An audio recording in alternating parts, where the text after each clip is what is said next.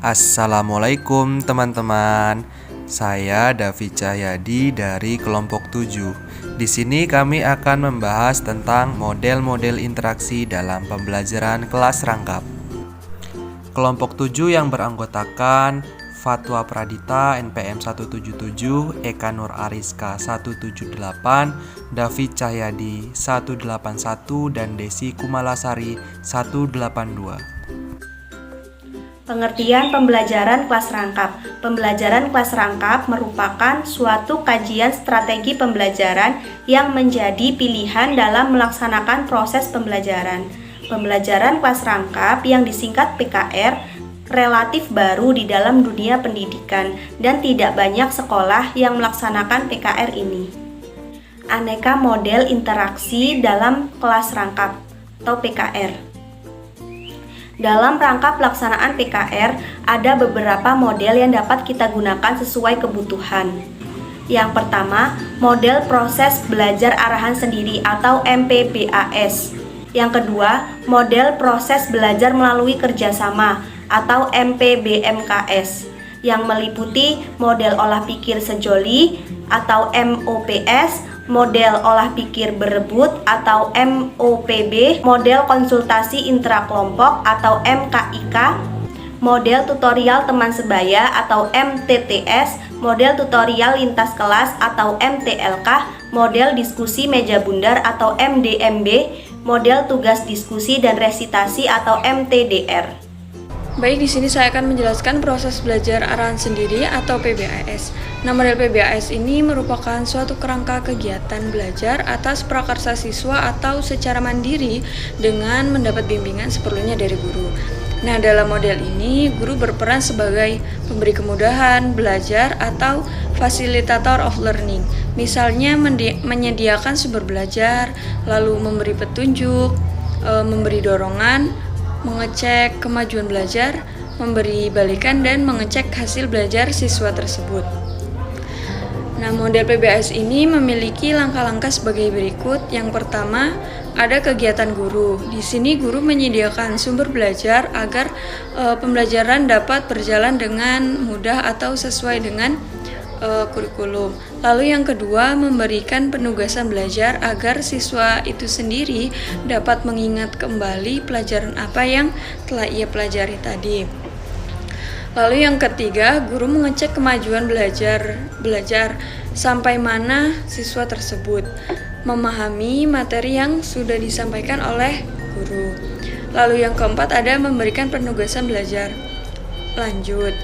Nah, yang selanjutnya ada mengevaluasi hasil belajar siswa. Karena dengan evaluasi kita dapat melihat kesulitan apa yang dialami oleh siswa tersebut dan bagaimana cara kita menyampaikan materi agar siswa tersebut tidak kesulitan lagi. Nah, di sini ada kegiatan siswa. Di sini siswa melakukan penyeleksian. Yang pertama, dia dapat menemukan informasi esensial atau informasi inti.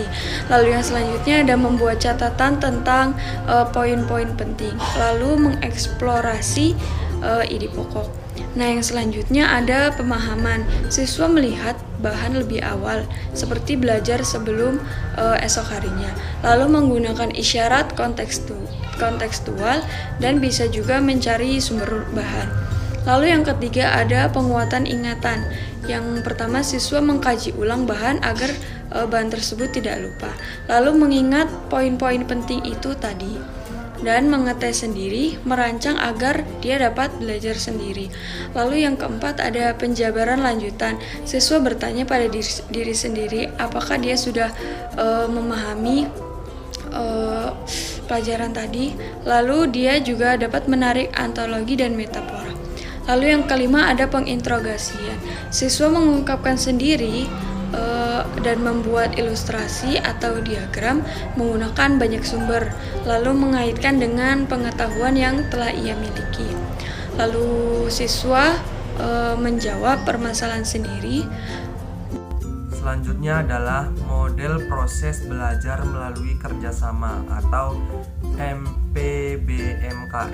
Model ini menitik beratkan pada komunikasi banyak arah secara bertahap. Tahap pertama dan kedua mewadahi komunikasi satu arah guru dan murid dengan respon dalam bentuk komunikasi dalam diri atau intrapersonal. Tahap 3 mewadahi komunikasi timbal balik dalam kelompok kecil 2 orang sebagai persiapan komunikasi banyak arah dalam diskusi kelas pada tahap keempat.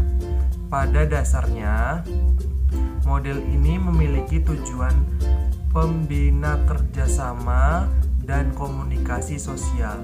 Model ini dapat digunakan dalam kelas PKR khususnya dalam satu atau lebih dari satu mata pelajaran yang menampilkan satu topik yang ditata menurut arasnya. Model proses belajar melalui kerjasama terdiri atas model-model sebagai berikut. Yang A. Model olah pikir sejoli merupakan kegiatan belajar secara berpasangan yang diberi tugas untuk melakukan kegiatan bersama-sama di bawah kontrol guru. Kemudian yang B. Model olah pikir berebut. Model olah pikir berebut merupakan kegiatan belajar yang menekankan pada proses berpikir menyebar secara dialogis. Yang C. Model konsultasi intrakelompok merupakan kegiatan belajar kelompok dalam memecahkan masalah dengan menggunakan sumber belajar yang tersedia. Lalu yang D. Model tutorial teman sebaya merupakan kegiatan belajar siswa dengan memanfaatkan teman sekelasnya yang mempunyai kemampuan lebih untuk membantu temannya dalam memahami konsep. Kemudian yang E. Model tutorial lintas kelas merupakan kegiatan belajar siswa dengan memanfaatkan siswa lain kelas yang lebih tinggi untuk membantu siswa kelasnya dalam memahami sesuatu.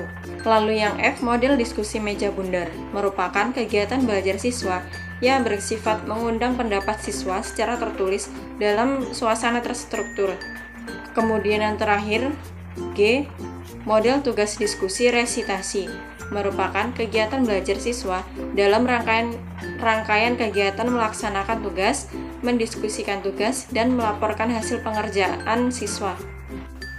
Pembelajaran kelas rangkap adalah suatu bentuk pembelajaran yang mensyaratkan seorang guru mengajar dalam satu ruangan kelas atau lebih dalam saat yang sama dan menghadapi 2 atau lebih tingkat kelas yang berbeda.